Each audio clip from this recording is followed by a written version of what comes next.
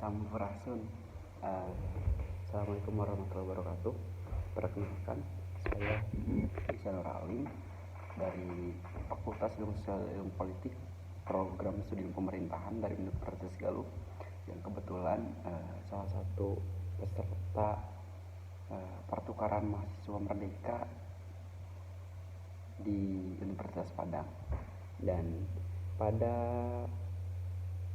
perkuliahan modul Nusantara, saya diberikan kesempatan untuk menceritakan dongeng di daerah masing-masing, khususnya di Tatar Galuh. Saya ingin mengambil cerita Ciwanara karena sangat kental dengan kerajaan Galuh itu sendiri.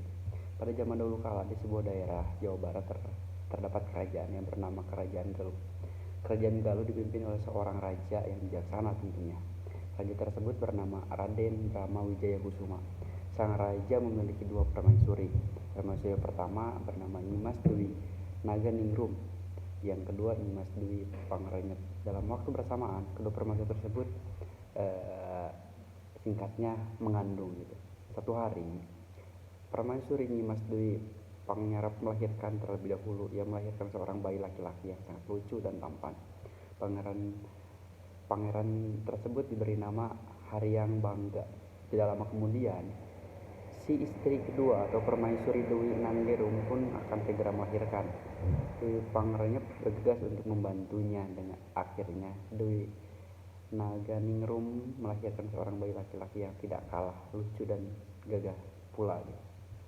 Tetapi dibalik kesediaannya untuk menolong persalinan si Dewi Naganingrum, ternyata Dewi Pangrenyep tidak menyukai Dewi Naganingrum menjadi pesaingnya, karena ia ingin menguasai kerajaan dan menjadikan putra sebagai rajanya. Ia pun merencanakan niat jahatnya yang sudah ia susun dengan serapi mungkin tentunya. Tetapi sepengetahuan siapapun, bayi laki-laki yang baru saja dilahirkan oleh Dewi Naganingrum ditukar dengan seekor anak anjing. Bayi yang sebenarnya dimasukkan ke dalam sebuah keranjang, dan Dewi Naganingrum pun meletakkan sebuah butir telur ayam.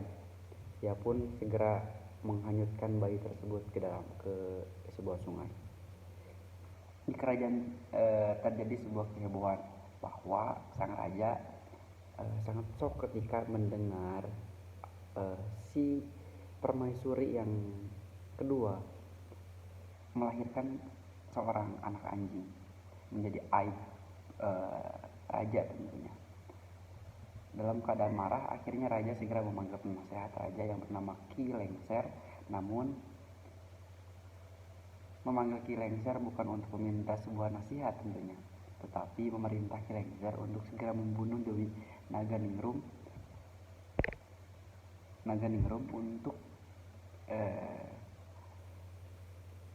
dan mayatnya dibuang jauh-jauh. Raja memerintahkan Ki Lengser segera melakukan tugasnya. Dalam perjalanannya, Ki Lengser berpikir untuk menyelamatkan Dewi Naganingrum tanpa sepengetahuan siapapun. Lalu Ki Lengser ini membawa Dewi Naganingrum ke sebuah pulau, ke sebuah hutan, dan membuatkan sebuah gubuk, dan dia berjanji tentunya akan menjenguk setiap hari untuk keperluannya. Sementara itu di suatu tempat hiduplah seorang suami istri yang sudah sangat tua, tetapi belum dikaruniai seorang anak pun. Nah, pada suatu hari mereka berdua pergi ke sebuah sungai untuk menangkap ikan. Namun mereka dikejutkan dengan sebuah keranjang besar yang berisi seorang bayi laki-laki yang sangat lucu dan tampan. Mereka sangat bahagia dan mereka berpikir bahwa inilah sebuah jawaban dari doa-doa mereka. Sepasang suami istri itu bersyukur. Satu butir telur ayam yang berada di samping bayi laki-laki tersebut, disimpannya telur ayam tersebut kepada seekor naga yang bernama Naga Wiru yang berada di Gunung Padang. Naga Wiru bukanlah sembarangan naga, tetapi jelmaan seorang dewa, dan sudah menjadi tugasnya mengerami satu butir telur tersebut. Suatu nanti telur tersebut akan menetes seekor ayam jantan dan menjadi binatang kesayangan dari anak bayi yang ditemukan sepasang suami istri tersebut.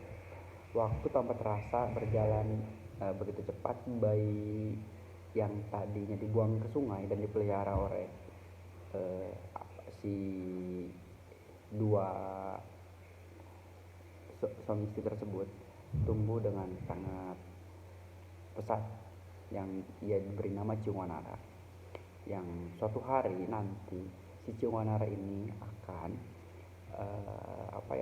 membuat keonaran di depan istana untuk memberi sayembara kepada sang raja untuk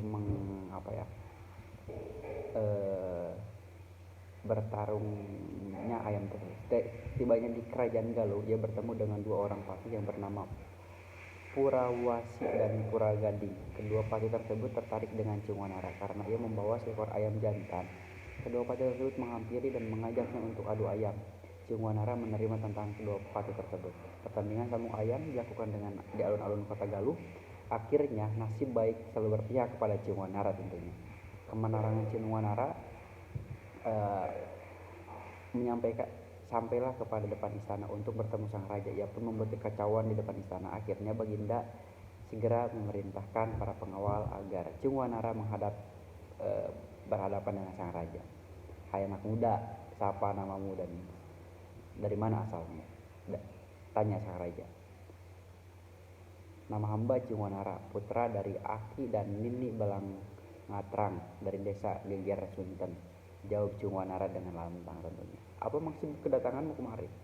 "Begini tuanku, hamba mempunyai seekor ayam yang aneh. Induknya mengandung selama setahun, sarangnya sebuah kandang. Lebih aneh lagi, sebelum menetes, telur ini pernah hanyut di sungai," kata Ciungwanara.